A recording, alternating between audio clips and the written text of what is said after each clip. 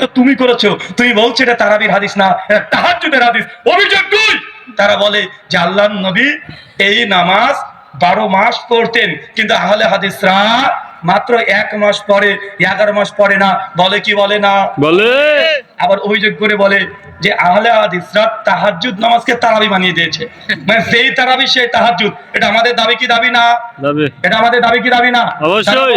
এটা আবার কেমন দাবি যে এই নামাজটা 12 মাস ছিল তাহাজ্জুদ, রমজানে হয়ে গেল তারাবি? আমার সাদা মনে সাদা প্রশ্নের সাদা জবাব। ভাই বলেন তো, আজকে জুমার দিন কত রাকাত নামাজ পড়েছেন? জুমা 2 রাকাত। আজকে জোহর পড়েছেন? না। সপ্তাহে আপনি 7 দিন জোহর পড়লেন, জুমা আবার জোহরের দিন জুমা হলো কেন? শুক্রবারে জোহর কই গেল? যেই নামাজ সপ্তাহে 6 দিন আপনি পড়লেন জোহর, কে জুমার দিন জোহর কিভাবে জুমা হয়ে গেল? ভাই কিভাবে হয়ে গেল?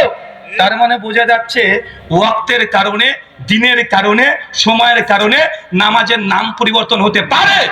জোহর ছিল 4 রাকাত, জুমা হয়েছে 2 রাকাত। তার মানে ইবাদতের কাইফিয়াত পরিবর্তন হতে পারে। জোহরের ফজিলত আলাদা, জুমার ফজিলত আলাদা। তার মানে বোঝা গেল একই নামাজ 2 রকমের নাম হতে পারে, তার কাইফিয়ত, ফজিলত এবং তার মর্যাদা সবকিছু পরিবর্তন হতে পারে। তার জ্বলন্ত উদাহরণ, সপ্তাহে 6 দিন যে নামাজটা পড়ি জোহর, জুমার দিন হয়ে যায় জুমা। তার মানে একই নামাজের 2 রকম নাম হতে পারে কি পারে না? পারে। যখন দেখবে যে বুখারীর হাদিসের সঙ্গে তারা পারছে না, শুধু দেখবেন উল্টা পাল্টা করবে। যেমন ওই যে যখন বলি কাদের সঙ্গে কাঁধ, পায়ের সঙ্গে পা লাগিয়ে দেয়, তবে বুখারীর হাদিস, সুনান আবু দাউদের 666 নম্বর হাদিস, 667 নম্বর হাদিস, নবী বলছেন কাতারে ফাঁকা বন্ধ রাখো, মাঝখান দিয়ে যদি ফাঁকা থাকে শয়তান প্রবেশ করবে। আর কিছু কিছু বুখারীর দার্স দিয়ে হাদিয়া নেয়া অনেকগুলো বড় বড় আল্লামা আছে, তারা বলে, আহলে হাদিসরা বলে কাতারের মধ্যে ফাঁকা থাকলে নাকি শয়তান ঢোকে। তো কাঁধ তো মিলেছে, ঠিক আছে, মাঝখানে ফাঁকা দেখে শয়তান ঢুকবে না?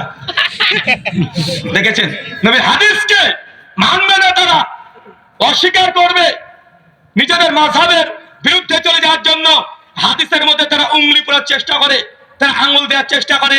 এই আচরণ ছিল ইহুদিদের। কাদের? কথা বলে। তুমি আচরণ করবে, তোমার আচরণ, তোমার ব্যবহার, তোমার চিন্তা চেতনা সবগুলো ইহুদিদের মতো। আর পাল্টা অভিযোগ করে আহলে হাদিস তারাই নাকি ইহুদির দালাল। বলে কি বলে না? বলে। কারা খোলেন সূরা 2 আয়াত 60 থেকে 70 নম্বর আয়াত, বাংলা ইসলামিক ফাউন্ডেশনে পড়ে নেবেন। যারা দেওবন্দি হাজরাত আছে, তারা যদি আহলে হাদিসের কোরআনের অনুবাদ পড়তে অ্যালার্জি হয়, আশরাফ আলী থানভীর বাংলা অনুবাদ করার মসজিদ অনুবাদ করা হয়ে গেছে। যারা বেরলভী মানে সুন্নি মানে জিলাপি, তারা যদি আহলে হাদিসের কোন অনুবাদ করার প্রতি অ্যালার্জি থাকে, তারা আহমেদ আলা হযরত আহমেদ রেজা খান বেরলভীর কানজুল ঈমান নুরুল ইরফান বাংলাদেশ থেকে অনুবাদ হয়ে গেছে, একটু দেখে নেন। সূরা বাকারা 60 থেকে 70 নম্বর আয়াত, নবী মুসা আলাইহিস সালাম আল্লাহর সঙ্গে 40 দিন সাক্ষাৎ করে আসলেন। আল্লাহ নবী মুসাকে বললেন, মুসা যাও এই ইহুদিগুলোকে বলো তারা যেন একটা কুরবানি করে। ইহুদিরা এত বড় বদমাশ, এত বড় খাটাস, আল্লাহর আইন তারা মানতে চায় না, সব সময় এই আঙ্গুল দেওয়ার স্বভাব।